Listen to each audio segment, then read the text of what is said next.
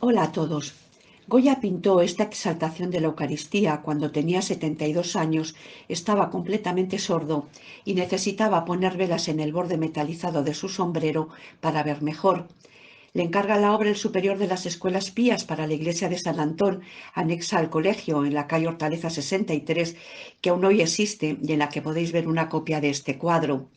¿Por qué los padres escolapios eligieron a Goya? La orden tenía con el pintor una especial relación, ya que en su primera infancia había estudiado en Zaragoza con ellos.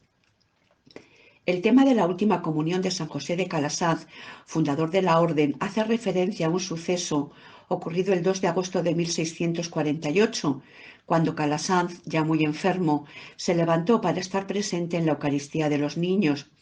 De este trascendental episodio, Goya, como si hubiera estado allí presente, seleccionó el momento en que el anciano fundador, arrodillado, está a punto de recibir la que sería su última comunión. Este santo sacerdote aragonés fue el primero en crear una escuela católica gratuita en Roma, en la que se aceptaban a todos los niños, incluso a los judíos, y fue por ello apartado de su fundación y llevado ante la Inquisición. En los últimos años de su vida, su obra fue aprobada por el Papa cuando ya tenía fama de santo. Goya se quedó muy satisfecho de la obra y además devolvió gran parte del dinero para que lo destinaran a los pobres. Como curiosidad os diré que a la izquierda del celebrante están el propio Goya y su hermano Camilo, párroco de Chinchón, y a la derecha vemos tres niños que son Marianito su nieto y Víctor Hugo con su hermano, alumnos del centro entre 1811 y 1814. Pero, ¿quién era este genio indiscutible? Goya había nacido en Fuendetodos, Zaragoza, en 1746 y fue el último de cuatro hijos. Su padre, que era adorador de retablos, vio en él una habilidad extraordinaria para el dibujo, unido a una inusual capacidad de observación. Cuando tiene 4 años, la familia se traslada a Zaragoza, donde estudiará en las escuelas pías, hecho que dejará en él una huella indeleble. Con 16 años se traslada a Madrid con los hermanos Valleu, entonces pintores muy conocidos localmente, y concursará para ingresar en la Academia de San Fernando, y aunque hoy nos parezca mentira, por 2 veces no logró aprobar el examen. Trabaja entonces con Rafael Mengs, que le propone como dibujante de cartones para la Real Fábrica de Tapices de Santa Bárbara. Esta fábrica se había creado después de perder los dominios en Flandes, que es de donde venían los tapices para la corte. Goya se olvida de aquellos personajes emperifollados que nada tenían que ver con la vida española y creará unos dibujos llenos de colorido, de costumbrismo, que hablan de majas, verbenas, de gente que se divierte. ¿Quién no ha visto el cartón de la gallina ciega o el quitasol? A los 27 años se casa con Josefina Valleu y tendrán 8 hijos, de los que solo le sobrevivió Javier, el más pequeño, y que le dio su único nieto, Mariano. En 1777 sufre la primera crisis de su enfermedad no diagnosticada, terribles dolores de cabeza y de oídos que le inmovilizan durante meses y que al final le dejarán sordo para siempre. Hoy se habla de envenenamiento por plomo y albayalde, pigmentos habituales del óleo, pero que unidos al tratamiento de mercurio le producirán esos dolores y las posteriores alucinaciones. Sus cartones, pasados a tapices, llegan a la corte, tienen un gran éxito y es recibido por los reyes, que lo nombran pintor de cámara y le asignan un sueldo astronómico de 40.000 reales, lo que le convierte en un hombre rico y famoso. Y cuando presenta el cuadro de la Crucifixión a la Real Academia de San Fernando, es elegido por fin académico de mérito y profesor de anatomía. En esta época se vincula a los ambientes afrancesados y entablará amistad con Jovellanos y el duque de Osuna. De entonces es la obra A la familia del duque de Osuna una de mis favoritas. Es una escena familiar encantadora. Veis a los niños con sus juguetes, la carroza y el perrillo a sus pies. Es para muchos el primer cuadro romántico de la historia. En 1788 muere el rey Carlos III y un año después se producirá una hecatombe que conmoverá a Europa, la Revolución Francesa y la subida al trono de Napoleón Bonaparte en 1804. En España, el nuevo monarca Carlos IV lo nombra pintor del rey y le encarga el retrato oficial, la familia de Carlos IV. pintado con una aguda psicología, muestra al rey como un hombre poco apto intelectualmente y a la reina María Luisa como una mujer vulgar e intrigante en manos del ministro Godoy. Es técnicamente sublime y nadie, ni siquiera los interesados, se darán cuenta del atrevimiento del pintor del rey. Goya, valorando posibles represalias, se aleja de la corte y en Andalucía volverá a caer gravemente enfermo. Es en esa convalecencia cuando pintará Los Caprichos, pequeños cuadros sobre hojalata, con terribles escenas de incendios, naufragios, muertes violentas. Contemplar alguno de ellos es intuir el futuro surrealismo. En 1802 muere la duquesa de Alba, con quien había tenido una relación sentimental siendo ella ya viuda, mientras le hacía el famoso retrato de cuerpo entero con traje goyesco.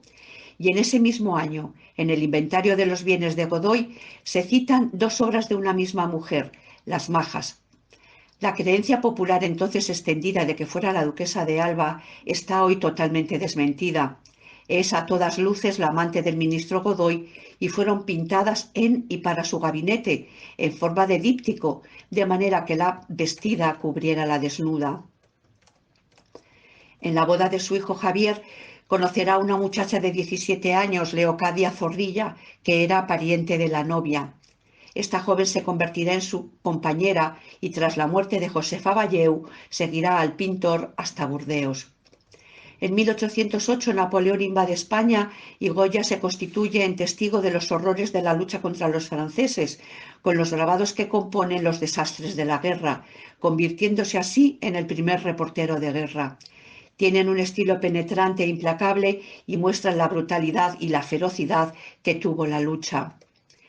Entre la marcha de José Bonaparte y el regreso de Fernando VII, le pide al Consejo de Regencia una subvención para inmortalizar en dos lienzos las heroicas acciones del pueblo madrileño y de esta manera también disipar las sospechas del liberal afrancesado.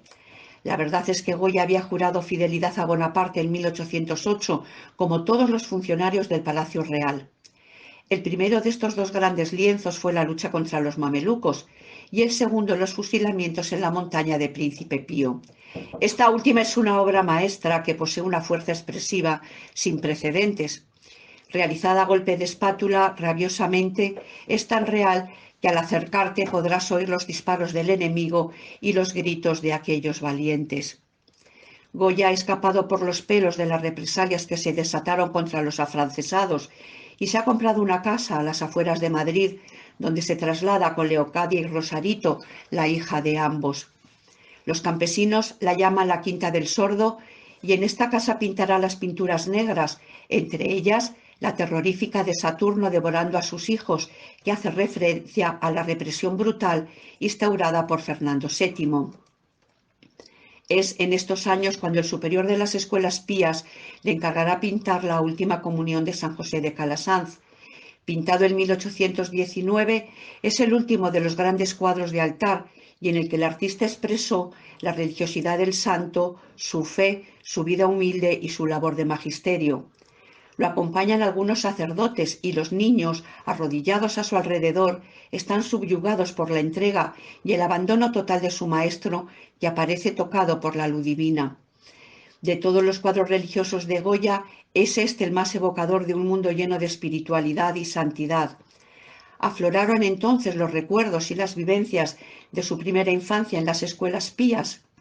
En 1824 pide permiso al rey para ir a Plombières y parte para Francia instalándose en Tourny, Burdeos.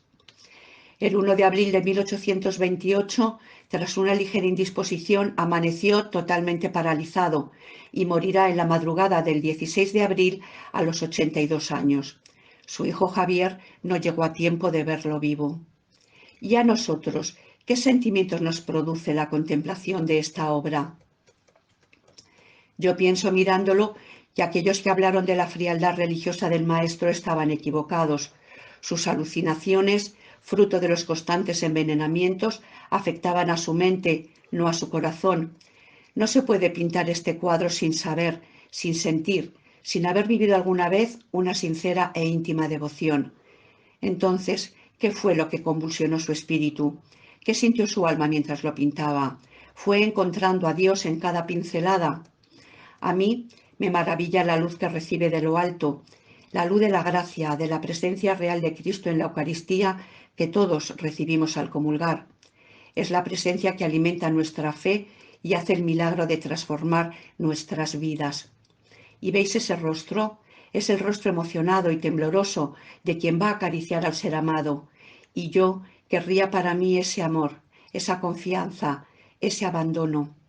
Que la devoción invadiera todo mi ser y que cada vez que comiera la sagrada forma sintiera en mi alma esa comunión total con Dios que no tengo y tanto deseo.